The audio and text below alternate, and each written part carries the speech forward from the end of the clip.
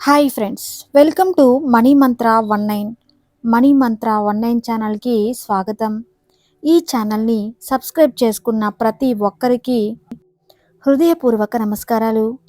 ఈ వీడియో చూస్తున్న ప్రతి ఒక్కరూ గురువుల అనుగ్రహంతో, విశ్వం యొక్క ఆశీర్వాదంతో ఐశ్వర్యవంతులవునుగాక. తదాస్తు. ఎవరైతే మన ఛానల్ని మొదటిసారి చూస్తున్నారో తప్పకుండా సబ్స్క్రైబ్ చేయండి. మరిన్ని వీడియోలు చేయటానికి సహకరించండి.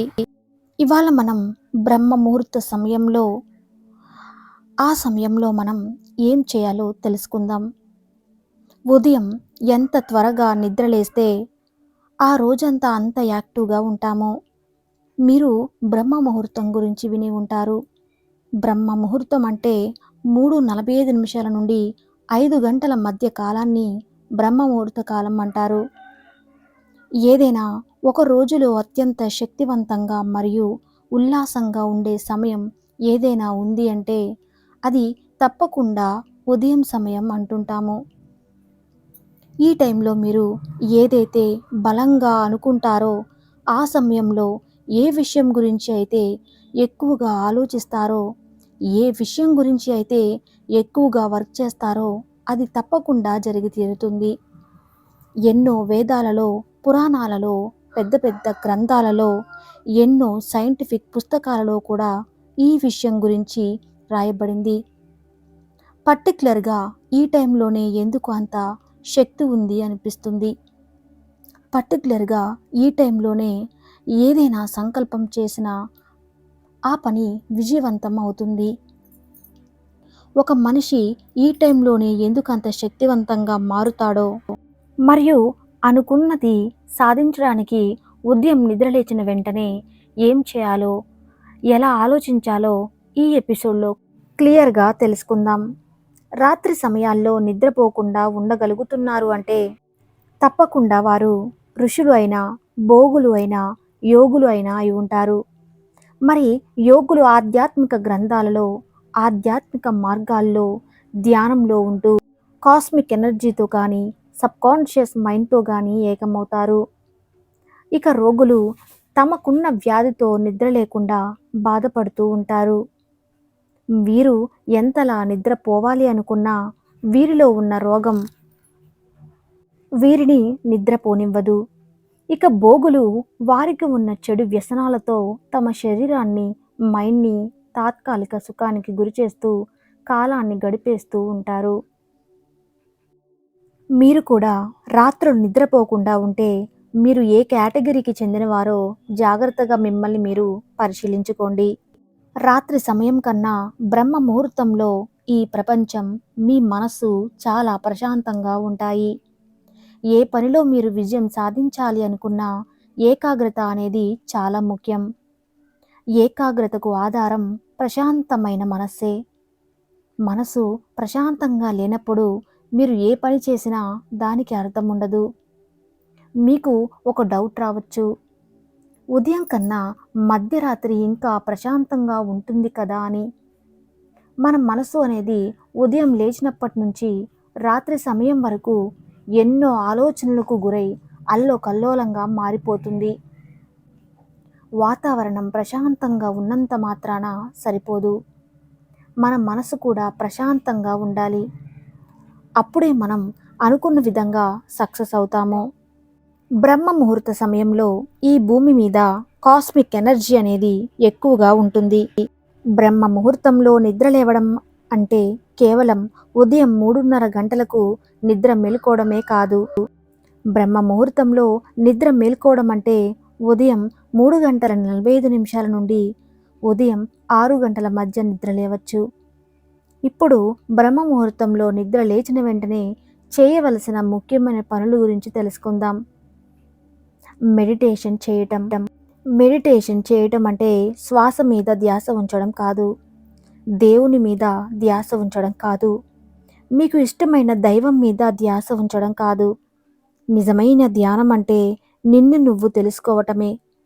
నిరంతరం ధ్యానం చేయటం ద్వారా నీ శక్తులు ఏంటో, నీ బలాలు ఏంటో, నీ బలహీనతలు ఏంటో, నీ ప్యాషన్ ఏంటో, నీవు జీవితంలో ఏం చేయాలనుకుంటున్నావో నీ జీవితంలో ఏం జరగబోతుందో తెలుసుకొని నీ బలాలను, నీ ఏకాగ్రతను పెంచుకోవడమే. ఎప్పుడైతే నీ బలం విలువ నీకు తెలుస్తుందో, ఎప్పుడైతే నీకు ఏకాగ్రత లభిస్తుందో, నువ్వు చేసే ప్రతి పనిలో సక్సెస్ అవ్వడం మొదలు పెడతావు. ఈరోజు చేసే పనుల గురించి ఒక ప్రణాళికను రూపొందించుకోవాలి. మీరు ఏ పని చేసినా సరే ఆ పనిని ఎలా కంప్లీట్ చేయాలో, మీరు వెళ్ళే మార్గంలో ఎలాంటి ఆటుపోట్లు ఎదురవుతాయో, వాటిని ఎలా ఎదుర్కోవాలో, ఆ సమస్యకు పరిష్కారాన్ని ముందే వెతికి ఉంచుకోవాలి. ఇలా నిరంతరం చేయటం వల్ల మీ జీవితంపై ఒక స్పష్టమైన అవగాహన మీకు లభిస్తుంది. మీరు ఏం చేస్తున్నారో, ఏం ఆలోచిస్తున్నారో, మీరు ఎటువైపు వెళ్తున్నారో మీకు క్లియర్గా అర్థమవుతుంది. ఈ బ్రహ్మ ముహూర్తంలో డెసిషన్ తీసుకునేవారు సాధారణ సమయంలో తీసుకునే డెసిషన్ కన్నా 5 రెట్లు ఎక్కువ శక్తివంతంగా ఉంటుంది. యోగా శాస్త్రంలో అష్టాంగ హృదయ ధర్మశాస్త్రంలో చెప్పిన విషయం ఏంటంటే, ఈ సమయంలో ధ్యానం కానీ, కొత్త విద్యను అభ్యసించడం కానీ, కొత్త జ్ఞానాన్ని నేర్చుకోవటం కానీ చేస్తే అద్భుతమైన ఫలితం ఉంటుంది అని చెప్తుంది. బ్రహ్మ ముహూర్తంలో ఎవరికి తొందరగా మెలకువ రాదు. అష్టాంగ హృదయ ప్రకారం బ్రహ్మ ముహూర్తంలో కేవలం ఆరోగ్యంగా ఉన్న వ్యక్తులు మాత్రమే నిద్రలేవాలి. ఒకవేళ మీరు గనక రోగులు అయితే, ప్రెగ్నెన్సీతో ఉన్నవాళ్ళు, వృద్ధాప్యంలో ఉన్నవాళ్ళు, ఫిజికల్గా, మెంటల్గా సఫర్ అవుతున్నవారు ఈ బ్రహ్మ ముహూర్తంలో నిద్ర మేలుకునే అవసరం లేదు. వ్యాయామం చేయటం, ప్రతిరోజు నిద్ర లేచిన వెంటనే కనీసం అరగంట సేపు అయినా వ్యాయామం చేయటం మంచిది. మనస్సు అనేది శరీరం యొక్క సూక్ష్మ శరీరం కావున, శరీరం బలంగా ఏ రోగంతో లేనప్పుడు మనస్సు అనేది చురుగ్గా పనిచేయటం మొదలు పెడుతుంది. ఇలా ప్రతిరోజు వ్యాయామం చేయడం వల్ల మీరు రోజు చేసే పనులను చాలా చురుగ్గా చేయగలుగుతారు. రోజంతా అలసటకు గురి కాకుండా యాక్టివ్గా ఉండటానికి వ్యాయామం అనేది ఎంతగానో ఉపయోగపడుతుంది. అంతేకాకుండా ఉదయం లేచిన వెంటనే పరిగడుపున గ్లాస్ మంచినీళ్ళు త్రాగటం ఎంతో మంచిది. రాత్రి నుండి ఉదయం వరకు మీరు ఎలాంటి వాటర్ తీసుకోకపోవటం వల్ల మీ శరీరం కాస్తంత డీహైడ్రేషన్కి గురవుతుంది. ఇలా ప్రతిరోజు ఉదయం వాటర్ తీసుకోవటం వల్ల మీరు డీహైడ్రేషన్ బారి నుండి మిమ్మల్ని మీరు రక్షించుకోవచ్చు.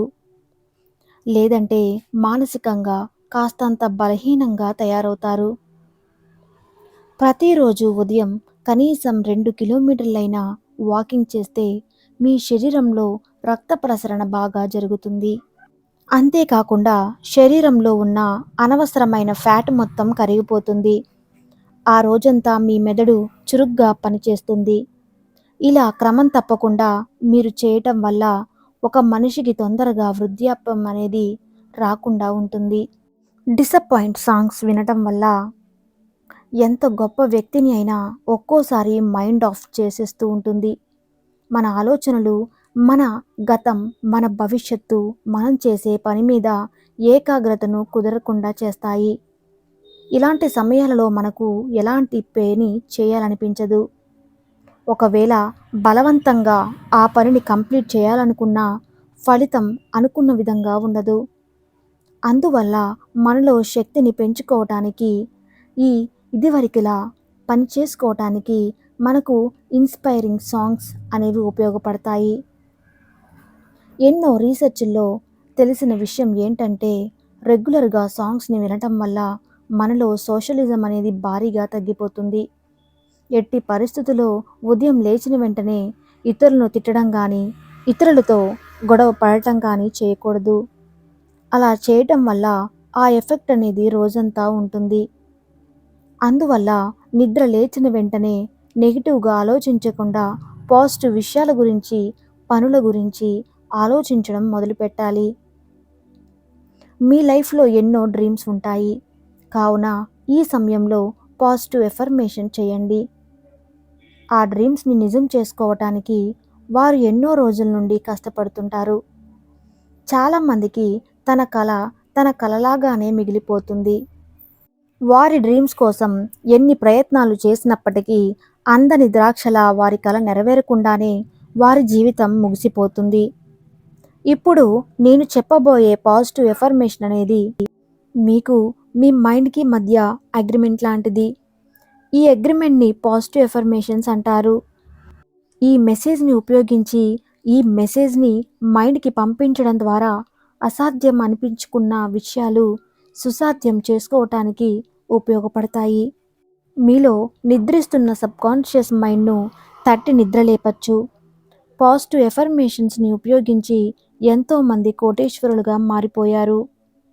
వందల మందిలో కొద్దిమంది ఈ పాజిటివ్ ఎఫర్మేషన్స్ గురించి ఎప్పుడు, ఎక్కడ, ఎలా ఉపయోగించాలో ఇప్పుడు క్లియర్‌గా తెలుసుకుందాం. మొదట మీరు ఏమవుదామని అనుకుంటున్నారో, ఎంత సమయంలోపు అవుతాము అనుకుంటున్నారో బలంగా నిర్ణయించుకోవాలి. ప్రతిరోజు నిద్ర లేచిన వెంటనే మీరు అనుకున్న లక్ష్యాన్ని సాధించినాక మీలో కలిగే ఆనందాన్ని అలా ఫీల్ అవుతూ ఉన్నట్టు, మీ లక్ష్యాన్ని సాధించిన తర్వాత మీరు చేసే పనులను ఊహించుకుంటూ ఉండాలి. అంతేకాకుండా మీరు దేనినైతే బలంగా సాధించాలి అనుకుంటున్నారో ఆ విషయాన్ని పేపర్‌లో క్లియర్‌గా రాసుకోవాలి. ఫర్ ఎగ్జాంపుల్, మీరు కోటీశ్వరుడుగా మారాలి అనుకుంటే, నేను కోటీశ్వరుడిగా మారిపోయాను. అందుకు ఈ విశ్వానికి ఎంతో రుణపడి ఉన్నాను. గతంలో నేను పడిన కష్టాలలో పోలిస్తే ఇప్పుడు ఎంతో సంతోషంగా ఉన్నాను. వేల మందికి ఆదర్శంగా మారిపోయాను. నా అనుకున్నంత వారందరికీ, నన్ను నమ్మిన వారందరికీ ఏ ఇబ్బందులు లేకుండా హ్యాపీగా చూసుకోగలుగుతున్నాను. ఇప్పుడు నా జీవితం ఏ కష్టాలు లేకుండా చాలా సంతోషంగా సాగుతుంది. ఏదో తెలియని అద్భుత శక్తి నా జీవితంలో కొత్త కొత్త మార్పులు తీసుకురావటానికి ప్రయత్నిస్తుంది అని ప్రతిరోజు 21 రోజుల పాటు అనుకుంటూ ఉండాలి. మీరు ఊహించిన విషయాన్ని ఒక పేపర్ మీద రాసుకోవాలి. ఇలా 21 రోజుల పాటు చేస్తే ఫలితం ఏ విధంగా ఉంటుందో మీకే అర్థమవుతుంది. నికోలాస్ టెస్లా అన్నట్టు, మీరు దేనినైనా సాధించాలి అనుకుంటే ప్రతిరోజు ఒంటరిగా మీకు ఏమి కావాలో, ఏమి అవ్వాలి అనుకుంటున్నారో ఈ అనంత విశ్వంతో చెప్తే ప్రయత్నం చేయండి. ఈ అనంత విశ్వంలో మీరు ఒక భాగమని గుర్తుంచుకోండి. ఇలా చేయటం వల్ల మీతో ఈ యూనివర్స్ కావలసినంత రహస్యాలను, ఐడియాస్‌ని అందజేస్తూ ఉంటుంది. నికోలాస్ టెస్లాకు సంబంధించిన 369 మెథడ్ ఈ విషయం గురించే చెప్తుంది. ఈ మెథడ్‌ని ఉపయోగించి మీరు కూడా మీరు అనుకున్నవి లక్ష్యాలను సాధించుకోవచ్చు. మీ సబ్‌కాన్షియస్ మైండ్‌ని యాక్టివేట్ చేసుకోవచ్చు. చూసారు కదండీ! ఈ వీడియో మీకు యూజ్‌ఫుల్ అనిపిస్తే తప్పకుండా లైక్ చేయండి. Thank you.